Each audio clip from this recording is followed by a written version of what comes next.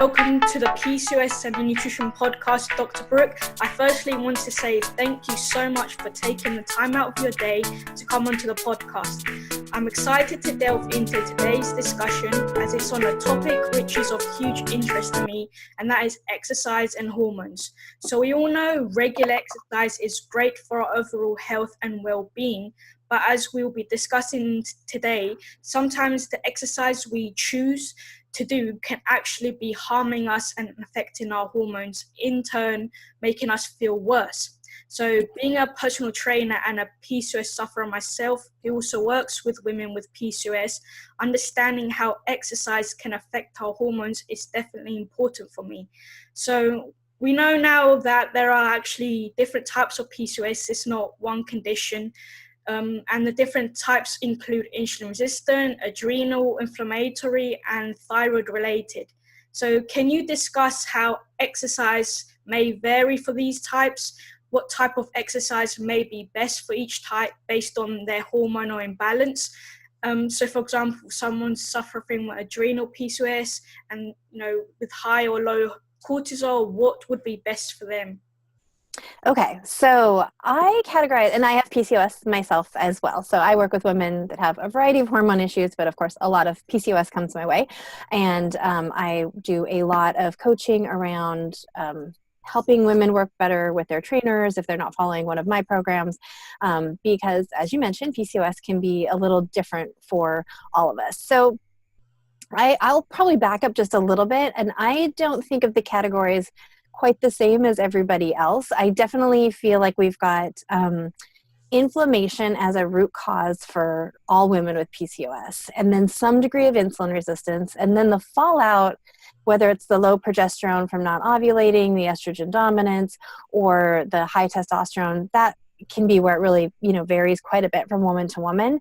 For me, the thyroid one, and I know there's experts that I respect that categorize there as an additional type of thyroid-based PCOS. So the way I look at that one is women, so their low thyroid can look like PCOS on an ultrasound. So you can see sort of that classic look, but it's resolved when you fix the low thyroid. So to me, that's not really PCOS. It's something we want to fix, we want to work on the low thyroid problem. And then, but the other types of PCOS, those are kind of with us forever, right? That's kind of part of our metabolic and genetic makeup. Now, women with PCOS oftentimes also have a thyroid problem. So the thyroid one, it can be a little bit confusing. It can just be low thyroid that goes away when you fix the low thyroid, or you can be a woman with PCOS.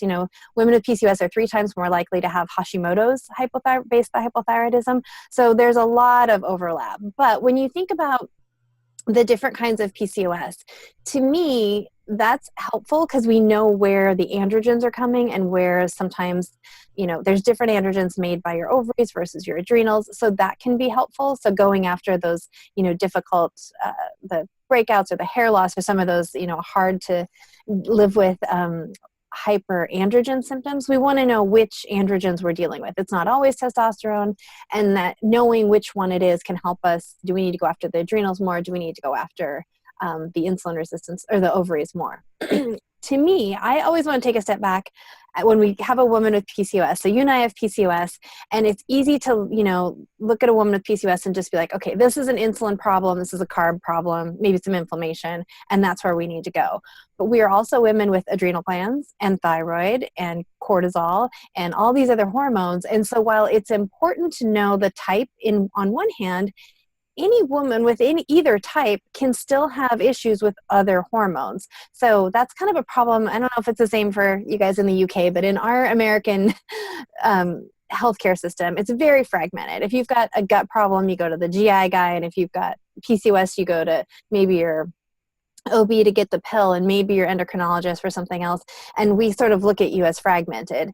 But truth be told, no matter which type of PCOS you have, or if you don't even know, you have all of those other hormones. And so when a woman has PCOS, she's told most likely, lose weight. You probably need to eat lower carbs, you need less calories, and you need to exercise more.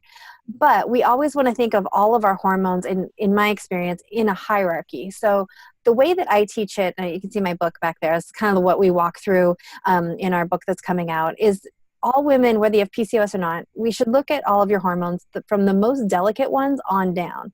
So even if you've got PCOS, if you have low cortisol or low thyroid, your exercise, your diet, your lifestyle recommendations, they're all going to be a little bit different than, say, your girlfriend who just has insulin resistance. So to me, we always want to kind of look at all of your hormones and assess them all well and deal with any low cortisol or low thyroid issues first. So if you've got low cortisol and low thyroid, you're not going to tolerate intense exercise very well. You're not going to tolerate a high volume of exercise very well. You're going to get fatigued. You're going to do one workout and get wiped out. You're going to have tendinitis, all of those things. You're going to be doing the exercise and not getting the results.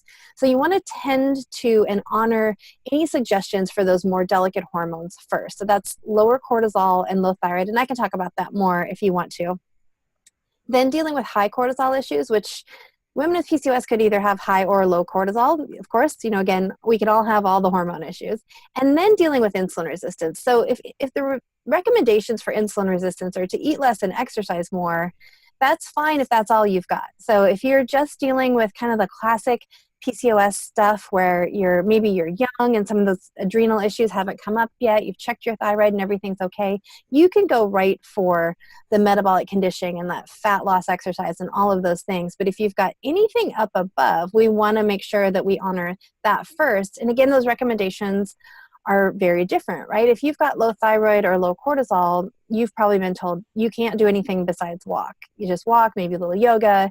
But you're like, I also have PCOS and I've been told I need to, do intense metabolic training and I need to work out every day and I need to cut my carbs and maybe not have any carbs, maybe go full keto or something like that. And if that's all you have, it's going to be okay. If you have these other issues, following that advice is going to really mess those up. And this is where I feel like women kind of historically have just been done a disservice because we're not so fragmented. We have all of these glands, we have all of these organ systems, we have all of these hormones, and we need to make sure we honor them in order. And it's so tempting as a woman with PCOS when it's hard for you to lose weight, it's so tempting to do all that stuff, right? Work out really hard, cut your calories, cut your carbs, and do all that stuff. And then we know we suffer, the fallout from it. And if we just always go back to honoring things in that order, we do much, much, much better. Definitely. And that's the thing with when you go to the doctor, when you've just been diagnosed, they just put you on that plan to be low carb and exercise regularly and go for the, lose weight. So obviously when women are looking to lose weight, they go on the internet and they find this program, do HIIT so many times a week and cut calories to like 800. And then this just ends up making stuff so much worse. And then you end up feeling like it's your fault, that you can't handle it. And it's your body's fault, when in reality, it's not you as a person. It's the fact that this isn't right for you. And you need to, go back to the, the delicate hormones and really work on that rather than going full steam ahead and focusing purely on weight loss. Because we all know when you follow stuff like that, stuff just goes completely wrong.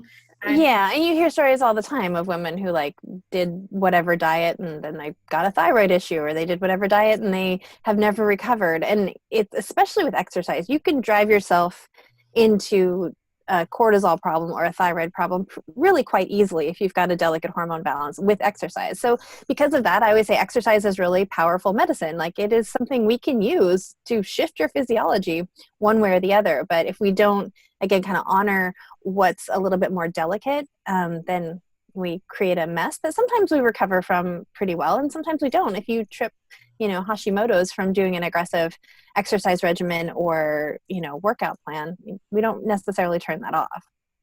Exactly. So should we go into more of what someone with insulin resistance and adrenal problems should primarily, when let's say they've just been diagnosed, what should they do? What's the first kind of step?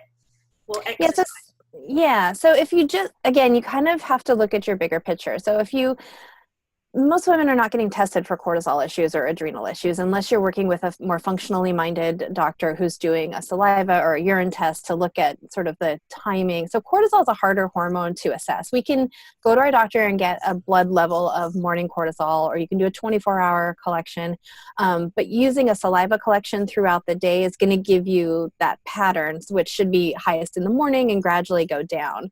And that's normal. We don't see that all that often. So again, you might not have any idea if you have cortisol issues. If you're looking for thyroid issues, you perhaps have gotten one test. Typically that's a TSH. Sometimes they'll throw in a T4, but rarely do women get that full assessment that they really need for their thyroid, including those antibodies, because it's so common. You know, we can have Hashimoto's antibodies when your thyroid levels are still normal. And again, if you've got PCOS and you've got 3 times the risk of Hashimoto's antibodies, you want to get those checked, because you want to know, again, that puts you back up in the kind of top rung of that hierarchy, and we want to really honor that. So if you're getting diagnosed with PCOS, you might want to talk to your provider or seek another one that can give you a more thorough assessment, particularly of your thyroid. Now, you can also watch your symptoms. So symptoms of, low thyroid are, everything looks like a slowdown. You can't lose weight. You can't go to the bathroom. You can't heal your skin. Your hair falls out. Your skin is dry. You can lose the outer part of your eyebrow. You can have brain fog, depression. Everything is, decreased reflexes. Everything is just slow, really low energy, fatigue. Now, low cortisol can look somewhat the same. You also have low energy. You tend to have a lower appetite in the morning. You tend to especially have a lower appetite for like protein in the morning. If you want anything, it's like a muffin. You can have more sugar cravings, your energy is low, and then you eat and you feel like you came alive, like you eat and you feel much better. You can have difficulty staying asleep. You can have more inflammation. You can have more gut issues. A lot of it comes to like the low energy, that afternoon slump. Again, the like fatigue, irritability, getting hangry, like that horrible feeling you have, and then you eat and you feel so much better. All of those are signs of low cortisol. Another one is not being able to tolerate bright light. So if you're somebody who walks outside and like always needs sunglasses, that could be another sign of low cortisol. Getting dizzy when you stand up, having a low blood pressure, much below, like 110/70, I would consider potentially wanting to look at your cortisol issues. So all of those things are those low hormone signs if you're looking about low cortisol and low thyroid. So if you have any of those, or maybe you know that you have a thyroid issue and they continue to have to up your dose like every 6 months to a year, that's a good sign to make sure you're getting those antibodies checked, because something is continuing to lower your thyroid production.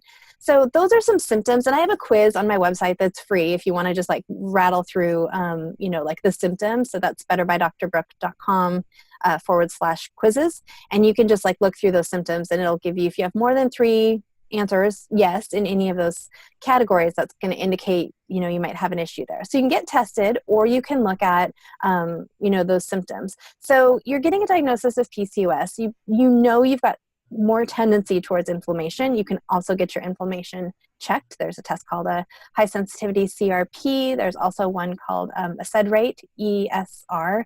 And those are, tests easily available from your doctor. They're not perfect. You can still have inflammation and have those tests be normal. But you want to assume you probably have some tendency towards inflammation. Signs of inflammation: anything in your gut, anything on your skin, achy joints, puffiness, fatigue. There's a lot of symptoms of inflammation. But again, you can get that one checked. And so if you assume you've got some level of inflammation, probably some degree of blood sugar trouble. Now, if you tend to be what they call leaner PCOS or adrenal-based PCOS, you may have also the low cortisol issues plus the insulin resistance, and the low cortisol may be more significant. If you just have the insulin resistance, you're going to want to worry about that hormone a little bit more. So if you don't have any of those low cortisol symptoms, and you don't have any of the low thyroid symptoms, and you're just dealing with insulin resistance, whether that's diagnosed on a blood test, or that when you eat a heavier meal or you eat too many carbs, you feel tired, you get sugar cravings after you eat, your appetite either is not satiated or it even goes up, like I just ate and I don't really feel like I should need more food, but I would happily continue to eat. More sugar cravings, caffeine cravings, kind of energy just goes down afterwards. Difficulty losing weight, putting more of our body fat around the middle. All of those things could be signs of insulin issues.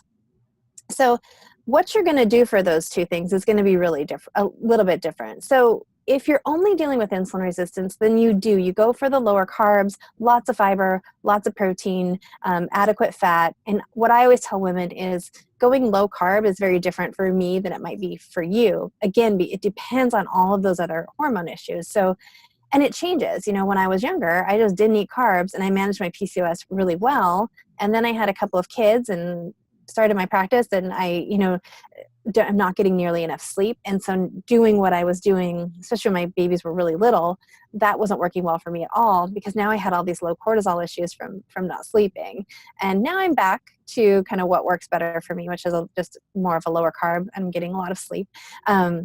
But again, back to just the insulin resistance, you can usually do well on just like a lower carb plan and doing a little bit more exercise. Now, again, if you've got any of those other symptoms, it's hard because you have to honor the low cortisol, but you have to honor the insulin resistance too. And so what I find works best in both cases is to start with a template of like 4 meals a day that are roughly the same size. This keeps you from overeating at any one meal, having like a bigger meal versus a snack.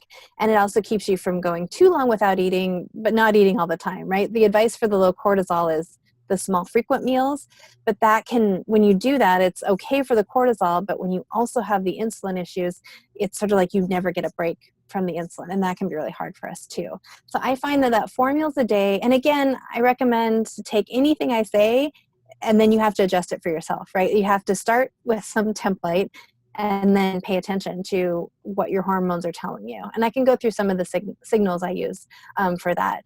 But starting with that template, and then if you only have the insulin issues, I usually say keep it low carb. If that really affects your sleep, do a serving of starch at night, like a half a cup of something to help you kind of boost your serotonin and go to bed.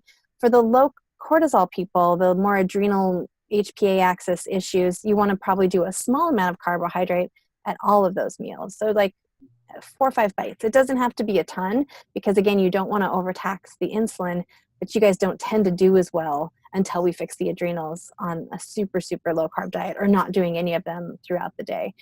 And then you just want to watch either how your labs change or I say your hormones are talking to you and no one's taught us to listen. So thinking about the variables that are going to shift, my acronym is ACEs, so appetite, cravings, energy, and sleep.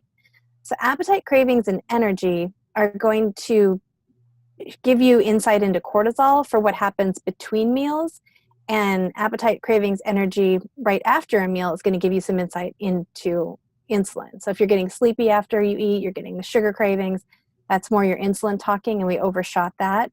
If you're kind of falling apart between meals, that's more the low cortisol talking. Interesting. Like when you really delve into how your hormones can be very sensitive, and that it's a lot more complicated than, especially when you have a mixture of like a trifecta or just a double of 2 things, and you're just like, you really need to take a step back and really figure out the best approach and where to start from first, rather than just going and following what one person did because it worked for them. You really need to know that it's one condition. If it's not, you go for the more delicate situation, but it definitely is a lot more complicated than we all kind of would assume. When you hear hormone imbalance, you just kind of okay, I just gonna do this and hopefully it works. And sometimes it does, right? Sometimes women with PCOS go low carb and it's fine. Like, I mean, that's kind of all I had to do like in my early 20s. And that's not the case now. It's just, as my hormones have changed and my stress has gone up, and I'm 44 now. So, a lot of things are different for me now. And sometimes that works and sometimes it doesn't. I've seen plenty of women with PCOS go on a low carb diet and everything just falls apart because, it's not honoring those other hormones. And I think that's really what we want to remember, right? So PCOS, we think of an ovulation problem and an insulin problem. But again, you have a thyroid and you have adrenal glands and you have a bloodstream. I mean, your inflammation goes everywhere because that's in your bloodstream. So, we can have all these other manifestations of this condition, and and I don't know, I assume it's the same there. But for us in the US, our option for PCOS is the pill. Kind of like the first thing you're given, and you're told that will I don't know if you want to talk about the pill a little bit, but we're kind of told that that will regulate your hormones, right? And what that will do is it will give you a predictable bleed. It's not a real period. It will give you a bleed every 28 days, which is merely a withdrawal from the hormones. You take those pills that don't have anything in them but the placebo, and so we get a bleed. It does nothing to regulate what's going on, doesn't fix the insulin resistance, it actually drives up inflammation. The pill and PCOS, in my opinion, is a very bad combo. It's not good for us, and it doesn't help us, especially when we give this to women, young women at age 15 and 16, like it was given to me, with really no explanation of what was going on. There's like, this will clear up the heavy periods, it'll clear up your acne. And I was like, okay. And no one really talked to me about any of those things. And during that time, especially for women with PCOS, we are trying to sync up those signals. When your period first starts in middle school and high school, it's trying to get on a sync up. And we just stick the pill in there. And I think it's a real shame that we give women so young the pill. And yes, it works great for contraception, but it definitely hinders us from syncing up those signals. And women with PCOS don't have those great signals because we already are dealing with, a mismatch of the pituitary hormones and what's happening, at our ovaries. So yeah, the pill, and then maybe if the insulin resistance is bad, you get the metformin, and you guys have metformin there as well, and glucophage.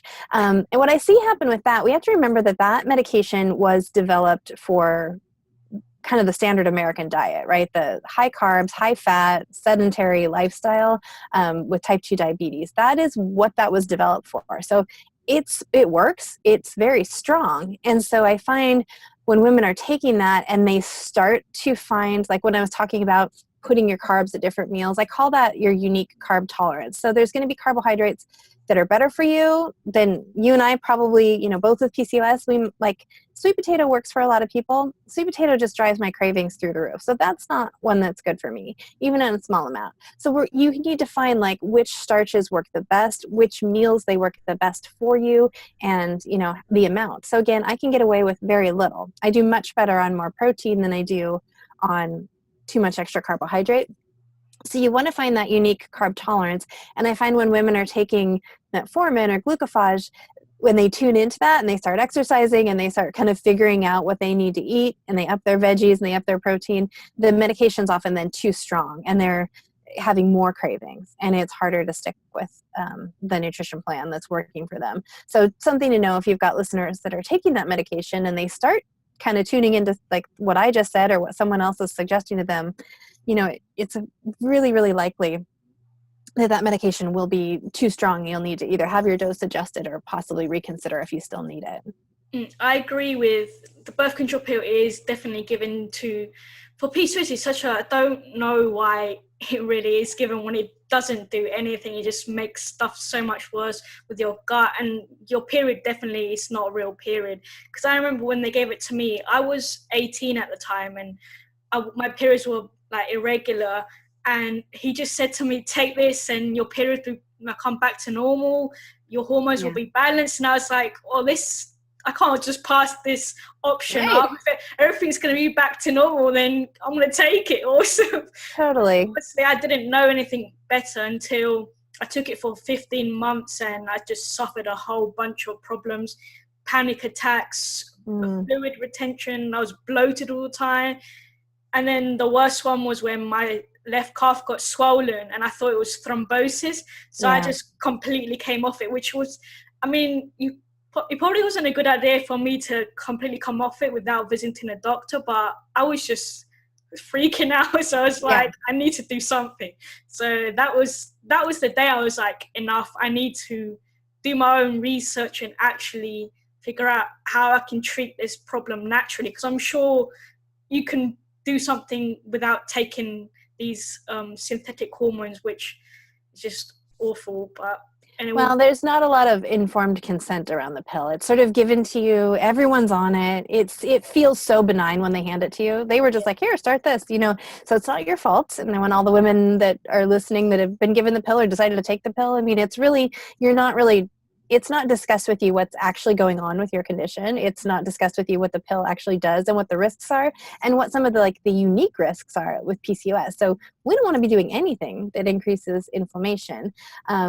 But that being said, in that Western conventional model, it's the only tool they have. That's all they've got. They don't have the time or really the expertise to really talk to you about how you should be lifting weights and how you should be eating. So that's their one tool. They've got it. It's not a very good tool for this condition. And some women on the pill do fine. And there's things you can take to help it be better. But women with PCOS tend to be among the ones that, like you said, suffer with the estrogen dominance, the bloating and the breast tenderness and all that mood stuff. And you're very low progesterone because you're already not ovulating well. We put you on the pill and make sure you don't ovulate. So now all of that low progesterone stuff can really, rear its head. And what I always say about the pill is the one thing your hormones will do for you while you're on the pill is patiently wait, and they will be back to their complete disarray when you come off the pill. Sometimes worse, sometimes just still there, right? Whatever got you on the pill, whether it was acne or the irregular cycle or whatever, or the endometriosis, it's still there when you come off the pill. Sometimes worse, sometimes just waiting for you to say, okay, I'm here to help you, hormones. I'm here to listen to you and deal with this. Yeah. So I'm sorry for what I put you through. Let's actually figure out what the hell is wrong with you before I put you through anything else. For sure. And the other thing with like the pill is that people don't know how, because when I came off it, I never had any, gut problems. But after I came off it, everything I would eat would just bloat me. I was in so much pain. So I was like, what's going on? And then I eventually realized that it must have been caused from the pill, and I ended up fixing this problem. And then because I was so inflamed, I put on weight, but it wasn't like actual weight. It was just inflammation. So once I actually addressed the gut problems, everything started to normalize. I felt so much better. I could breathe, because the biggest problem was struggling to breathe. I couldn't actually breathe. It was so uncomfortable. It was just the worst thing ever. But yeah. So that's the thing about the pill. I guess it's good to address that, because like you said, a lot of women who are on it, they do benefit in some way, but I guess you need to work with someone who can help you and guide you and maybe support you while you're on it, to avoid further problems if you're on it, and just to prevent you from being in it for a long time, because the duration you're on it can cause even further problems when you're on it for too long. And there's a few things that we know get depleted on the pill. So if somebody listening is on the pill, you want to supplement with CoQ10 and zinc and B6 and a probiotic, like at the base level. So you want probably a total of about 100 milligrams of B6 and at least 30 milligrams of zinc, 1 to 200 milligrams of CoQ10 and a probiotic. And that's kind of because there are times in a woman's life where the pill might be the right answer, at least right now. We just want women to understand, A, that there's other options, and B, if you're feeling badly on the pill, it's not going to likely go away. You probably want to, realize that's not a great fit. And then there's some work to be done after the pill too. Yeah, definitely, for sure. Yeah. So if we go back to the exercise, when it comes to resistance training, I'm a big fan of lifting weights. That's kind of my go-to. I do cardio, but I'm very much into the lifting weights, building strength, putting on muscle. So would you, in your opinion, is resistance training the go-to for any kind of hormonal problem, right, over the intense cardio? Would you say anyone should be doing it? So I think every woman should lift weights. Absolutely. There's so many benefits to strength training, to having muscle in general. I mean, that's longevity, anti-aging. My best advice to any woman listening is put as much muscle on as you can, especially if you have PCOS, because that is your reserve of insulin sensitivity. It is going to take all that glucose that we can't manage, and it has a place to go. And one of the amazing things about muscle is every other cell in your body needs insulin to get the glucose and the fatty acids from the bloodstream into the cell for use, except muscle. A muscle that's being worked has these transporters called GLUT4 transporters, and when a muscle needs glucose, those rise up to the surface and pull the glucose in even without insulin. So one of the tools that you can use as a woman with PCOS and with insulin resistance is, so we can talk about like general everyday stuff, but if you, let's say, no one sticks on like the diet that works for them 100% of the time, right? So when there's, a night you're going to have more carbs than you would normally have, or you feel a little sleepy, or you feel a little sluggish, or you had a couple cocktails that you don't normally have, or dessert or whatever. If you can walk after that, it will help you. And I always want to caution women that we don't want to think of exercise as a punishment for food. So it's like, oh, I ate bad, so now I got to go work out. It's not that. It's just when you can kind of embrace this PCOS metabolism and understand that meal that I just really enjoyed with my friends was probably a little much for me right now. I'm going to opt, like I live in New York City, so I'm going to opt to walk home instead of grabbing a cab, because that'll just help me metabolize this. And I will feel less inflamed and less full and less sluggish, because I'll just give my metabolism a little nudge. Likewise, if you work out before a meal like that, your muscles, again, are going to be more insulin sensitive. You're always more insulin sensitive after a workout, because your muscles are, again, like hungry, like they want to recover and restore their glycogen. So that's another tool that you can use. So as a woman with PCOS, I absolutely think that strength training is a must, and I really believe that for all women. So the two things that I really like all women to do to some degree. Now, again, if you've got those low cortisol and low thyroid issues, there's going to be a way that you do this that actually helps you, and there's going to be a way that you can easily do this that makes you worse. But for the most part, all women, regardless of what's going on with their hormones, can walk. So in our book, we have a little template that, again, you start everyone here, and then depending on your hormone issues, you figure out from there, how do I adjust this template to honor these things? But 5 walks a week is what we recommend for everybody. Now, there are like the most wiped out of the wiped out women with Hashimoto's or adrenal fatigue or something like that can't walk for an hour every day or 5 times a week. But if that's you, then you walk about 5 minutes shy of what wipes you out. So if 30 minutes is too much, but 20, 25 you can do, then that's what you do. And every couple of weeks, you kind of try to add on to that. So if you're really wiped out, start with walking. If you're just dealing with insulins, definitely the more walking you can do, the better. Walking is a really good hormone normalizer. It's not going to exacerbate the insulin and the cortisol and the thyroid issues. And so it's a really nice way to get a little bit more activity that doesn't tend to perturb the rest of the hormone balance. And then strength training, if you're dealing with those more delicate hormone issues, then I recommend a heavier, a 5x5. So 5 sets of 5 reps. Heavy, whatever's heavy for you. There might be someone listening who's doing, barbell back squats is heavy for them. Someone else standing up and down out of a chair, body weight, might be heavy for them. So whatever heavy is for you, that, plenty of rest, heavier, bigger lifts, squats, deadlifts, overhead press, things like that. And even if you've got those really delicate hormone issues, like you're somebody who every time I try to go to the gym, I do something and then I'm just wiped out for a couple days. I'm excessively sore. I get really puffy, inflamed, everything hurts more than it should. Then you just want to make sure that, maybe you can't do the 5 sets, maybe you can only do a couple, but you still want to take plenty of rest, but do those bigger lifts, even if that's all you do. Maybe you go and you do 5 heavy squats and that's all that you got done. That will still help you gain some strength. It will still put on some muscle, and you'll still be moving in the right direction to heal your hormones. Now, if you don't have those delicate issues and you want to do a little bit more, then I still recommend a 5x5 up front, using those bigger lifts, getting kind of that full body.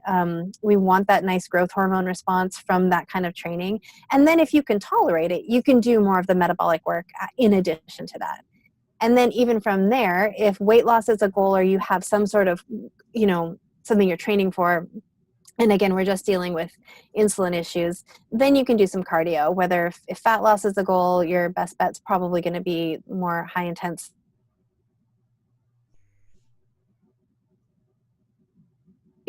or it doesn't perturb those more delicate hormones, you can add those things in. But that's kind of the order I do it, is the heavy training and the walking for everyone to your level, and then continuing to add more styles of strength training in, and then more cardio after that.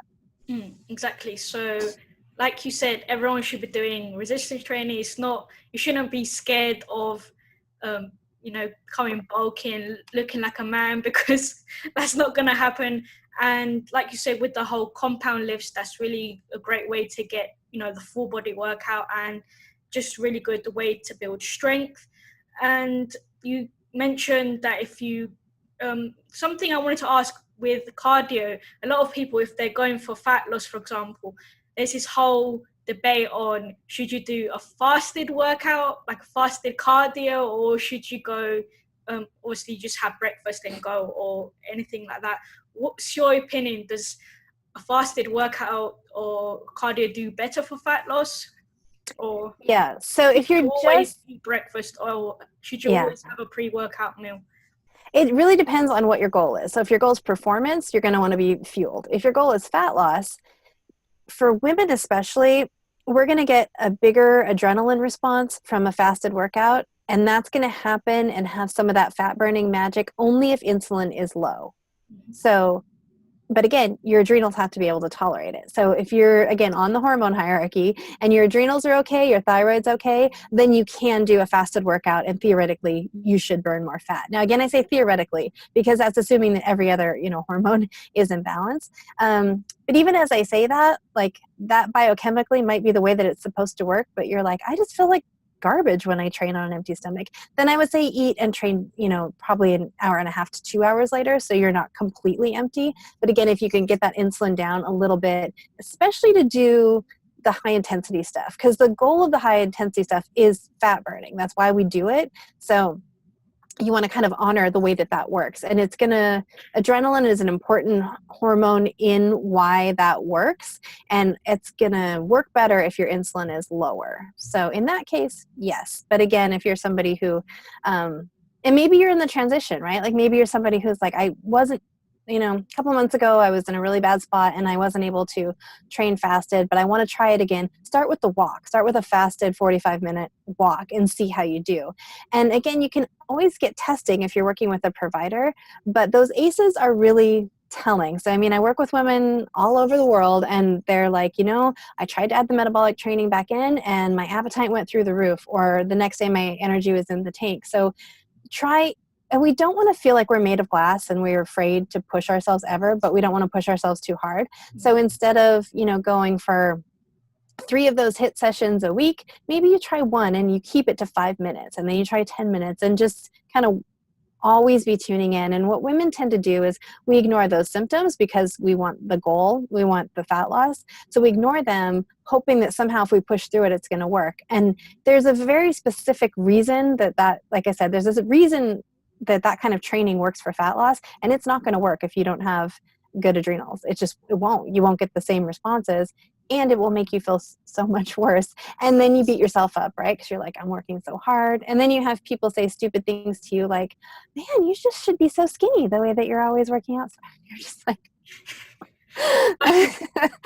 I hear this all the time from patients of mine that, people well-meaning, I think they're commenting and commending us on our efforts. But, and I wanted to go back to what you said about getting bulky. So one thing about having PCOS, if you have insulin resistance, is we do have a little more testosterone, but insulin resistance makes you more anabolic. So we are good at putting on muscle and we're good at putting on fat. So we have a more anabolic physique in general, but we want that muscle. So I think there's 2 things to think about. One is if you started training more, you started lifting more weights, and you do get a little bit bigger and you feel like your jeans got a little tighter and stuff, something's going on there. You're putting down a little lean mass, which is good, but you probably have not yet, either hormonally or based on the way you're training, have been able to dip into the fat loss yet. And so part of that just has to be, you got to ride that out for a second, heal your hormones, focus on, maybe things will get a little bit, bigger there in your thighs and stuff for a moment, but you're setting yourself up to be able to to dip into the fat loss more. So I would say before you try to do all the metabolic training, if you're feeling that, puffiness or that like bulkiness that can happen, if you feel that, just really focus on your diet, like really try to dial that in before you add a lot more exercise.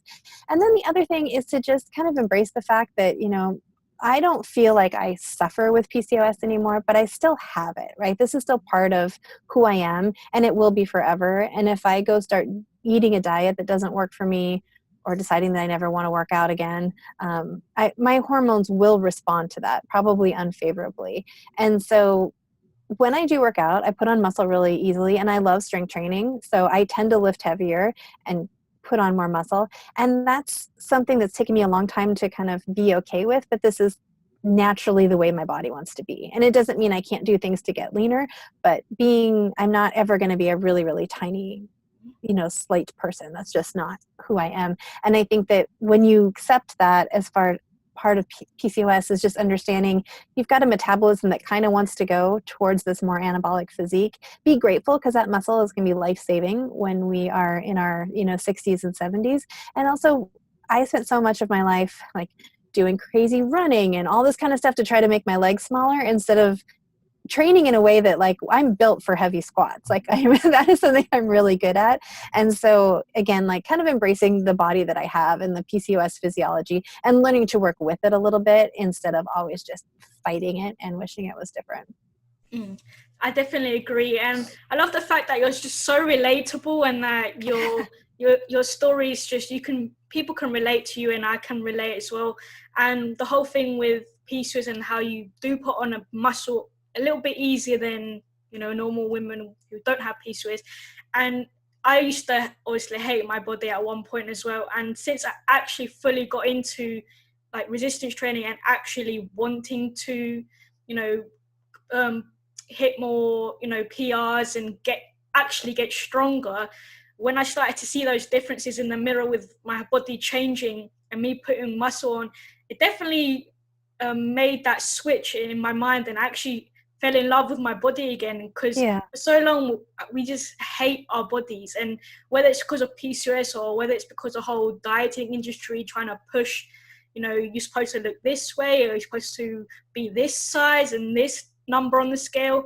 I think lifting weights can, and in my opinion, and I think for other women, it does make you love your body a little. You gradually start to love your body, and when you can see how strong you get, and the muscle, you kind of, you're like, oh, I did this, I built this physique, and you definitely feel so much more motivated. And just obviously for motivation and confidence, and just for the overall longevity and the purpose of having more muscle for your PCOS, is just much more encouraging to go to the gym and lift weights, because I just think it's pretty awesome. Yeah, and I think some women still kind of rail against it, but embrace the fact that with PCOS we're strong. And that's, something you'll see those strength gains far before you see fat loss. And, when I think that for me and a lot of women that I talk to, the whole goal historically for us going to the gym is to be less, be smaller, weigh less, shrink down. And when you go to be stronger, you're going to be more. And it just feels so different. And I know for me, I've worked out since I was in high school. And before that I was a swimmer, and I didn't necessarily love it. I just kind of always felt like I had to. And then I grew up with a mother that had a lot of body image issues and constantly talking about her thighs and all this stuff. So I grew up with all of that kind of mental complex stuff going on. And so the gym, I always went, but I always didn't really love it, because again, when the goal is just to be smaller, to have a body that's different than the one you have, you never leave there going, I'm done. Like, finished, everything's perfect. You always leave there knowing that it's still not enough. And I know even at my leanest and smallest, I was just constantly like, it's not quite enough. It's not quite enough. And when you leave there feeling like I feel strong, and I feel like that was an act of self-care, and I feel like I took, care of myself, and hitting something like a PR, and you're a woman learning to do a pull-up, it just feels so good. And you want to go back to the gym again, because that is again, it's about being more. And I always say we should go to the gym wanting to be more of the you that's already more than enough. And that's very different than the way most women feel. Like, exercise and dieting is always about feeling not good enough. Yeah, that's the thing. When I was going for losing all the weight, and you just end up over exercising, you're not eating enough, and then you just feel so exhausted, and just spend so much time in the gym. And like you said, it's never enough. You just want to stay in the gym if you can, and just keep going.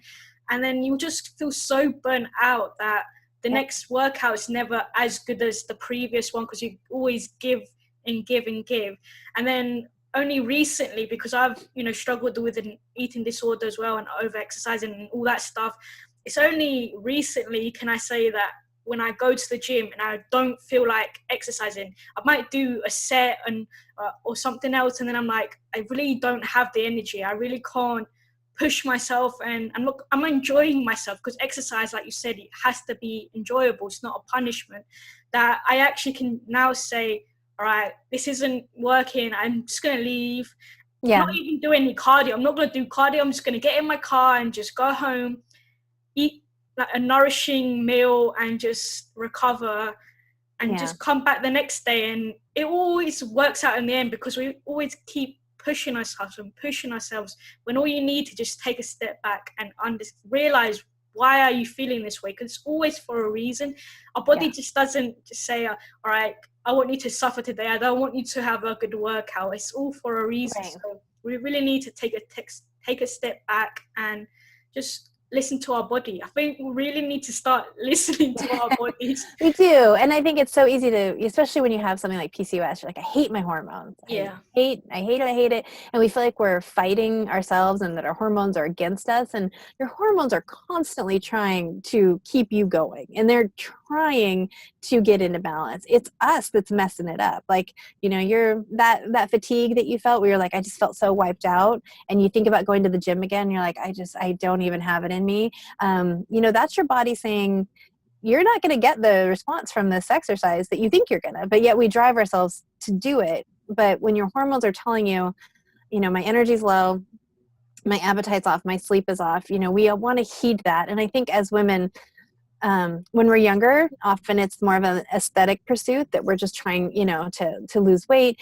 And if we miss a workout, heaven forbid, what's going to happen? And then if you're in the fitness industry, it's like, well, no excuses, right? Like, you're just supposed to show up and do it every day. And I just want to like flick people that say that, because it's not really an excuse. It's that you're choosing what I would say, be your best friend. Like, what would your best friend tell you if you were like totally wiped out and pushing yourself to go to the gym because you think you need to lose weight? Your best friend would be like, I think you need to just trust that you did the best you could today, and today's a rest day. And we don't often really heed that. And then I think as women get older, now we're trying to take care of a million other people, whether you've got kids and a family or a job, and you're still pushing yourself to lose weight. So for either reason, we tend to ignore those hormone signals. And what happens is, you ignore them long enough, then they really start yelling at you. They're not just talking to you. Now they're screaming. Now it's like an autoimmune diagnosis, or your digestion is a mess, or your insomnia is terrible, or you haven't had a period in 6 months. And eventually they talk loud enough to get you into your doctor, probably to talk to them. But by then, it's not just one hormone that's out of balance. By the time we finally go and get some help, you know, now we definitely have cortisol issues and inflammation and thyroid issues and all of the stuff. And it gets much harder to unwind it after that. Yeah, because we've gone way too deep, and you need to start. It's like, you know, with when your wires get really tangled, and you just sit there trying to untangle everything. Everything's just completely. You just not listen to your body so long. You've been pushing it, that it's just become kind of a mess. But I feel like with fitness, I feel we shouldn't be constantly pushing ourselves, because at the end of the day, fitness is, you know, a lifestyle. It's a long-term thing. It's not like, because often whenever we want to lose weight, we always think, oh, short-term, let's just lose this weight in like a month, go all in, exercise every day for hours. But we should be thinking, if we want to lose weight, it's a long-term goal. We shouldn't be, and with fitness, we should be doing it for the rest of our life. It's not just today and next month, and then, you know, cool, we have lost the weight. Yeah. And I think we want to remember that when we're pushing ourselves sometimes to go to the gym, that it matters more that we go, you know, 10 years from now than if we go today. Like, it matters that we show up consistently, you know, over the long haul. And some people have more trouble getting there. You and I obviously enjoy it, so we go. But, you know, you got to decide which is your bigger battle. Like, for some of us, it's going too much, and some of it's never going at all. And we want to make sure that we solve that problem. And the overtraining is really common with PCOS because of the thyroid issues, the cortisol issues, because remember, cortisol is the other side of your blood sugar. So if you've got insulin resistance, you're going to have some sort of cortisol issues, because your cortisol is going to try to bring it up when your insulin finally gets it down. And you can have a lot of that reactive, you know, up and downs with your blood sugar. And then if you're not ovulating well, you don't have as much progesterone usually. And progesterone is kind of our protector hormone. It helps make us less sensitive to stress. So like those things combined, women with PCOS need to exercise, but we're going to be sensitive to all kinds of stress, and exercise is certainly one of those. And if you're trying to lose weight, it's one that we can easily, overdo. So basically, we all need to just listen to our body, but adjust based on, having a template, but adjusting because we're all different.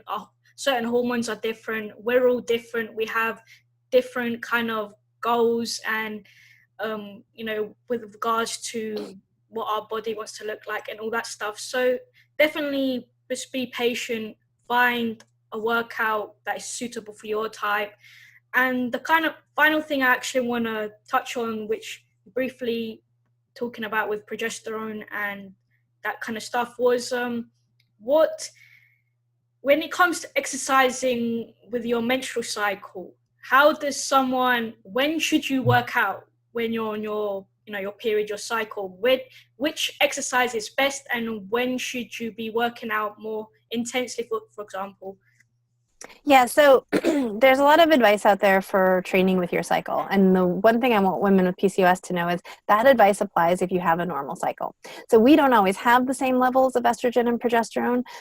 A lot of us are not ovulating very well, so our estrogen can be a little bit lower. We can still have estrogen dominance, and that's more because we have kind of wonky estrogen metabolism or an unhealthy liver, unhealthy gut. And then we tend to also be lower progesterone. Now, again, everyone with PCOS is a little bit different. Like, you might hit a stride where you're ovulating really well and your estrogen and progesterone are okay. So if you're getting a regular cycle, you don't have a ton of PMS, you feel like you ovulated, bleeding's not too heavy, bleeding's not too light, it's coming pretty predictably, a woman with PCOS can be in a good spot and have it really well managed. And so if that's you, then you can employ this advice more. If your cycle is all over the place, it's going to be harder for you to do those nuanced training things when it comes to estrogen and progesterone, because you might not have a lot of those hormones. So either camp that you're in, honor that hierarchy first. So the last thing on the hierarchy for me, so it's low cortisol, low thyroid, then high cortisol, then insulin resistance, and then anything unique to estrogen and progesterone. So it's kind of like the last variable. When in doubt, deal with those blood sugar problems, honor the low cortisol stuff first. So let's say you've got all that handled and you are just dealing with some of the insulin resistance issues, and you want to think about, how do I kind of maximize things with estrogen and progesterone? So the second week of your cycle, sometimes called the Venus week, that's when you have the most estrogen if you're ovulating. And that's going to be the time when you can hit a PR, when you do more metabolic training, you're less than when you probably feel the best. We usually feel most creative. That's like a great week of your cycle if you've got enough estrogen. So that's kind of the best time to really hit it a little bit harder. Again, if you feel like those other issues are tended to. The second part of your cycle, again, you're going to, especially the very end of your cycle, you're overall less estrogen the second half of the cycle. Your progesterone, especially with PCOS, can be lower. So this is the time without that progesterone that you're going to be most stress sensitive, and you're not going to be as anabolic as you were without the estrogen. So that's the week you just want to take it not the third week can be kind of variable for women, but the fourth week, right leading up to your period, that can be a time when you want to definitely keep up the walking, keep up the 5x5 or the heavier training, but really watch how you feel with the metabolic and some of those more catabolic, break you down, higher cortisol demand kind of exercises. But if you're getting a pretty good cycle and you feel like you're ovulating, you can definitely capitalize on that second week where you have the most estrogen and kind of structure your training on pushing yourself a little bit harder those weeks, and you can also fuel for that a little bit better. Interesting. Thank you so much for addressing all of these questions and talking about what exercise would be best and how to approach finding out which one would be best, and just really explaining everything in detail. I think it's been a very interesting and insightful episode, so I really appreciate it. Before we end the episode, can you tell our listeners how they can connect with you? Yes. So I did mention my book. So my book comes out June 4th. So it is available for pre-order. And one of the free bonuses we have with the pre-order is a PCOS webinar by me. So that's free. All you have to do is enter the invoice when you've bought the book. So you can get a number of great bonuses, but I did put some extra PCOS stuff in there because, of course, that's my thing. So the book's called Hangry, and it's available for pre-order out June 4th. My website is betterbydrbrooke.com, and I'm not too active on Twitter, but on Facebook and Instagram, I'm also at betterbydrbrooke.com. And I do work with women all over, not just women in New York City. Awesome. I'll have your book linked in the show notes and your website, social media, all that good stuff. And I highly recommend everyone follows Dr. Brooke. She has very, very useful information, so relatable. She does a bunch of lives, and it's just very knowledgeable and interesting. So thank you once again for taking the time out of your day to come on to the podcast.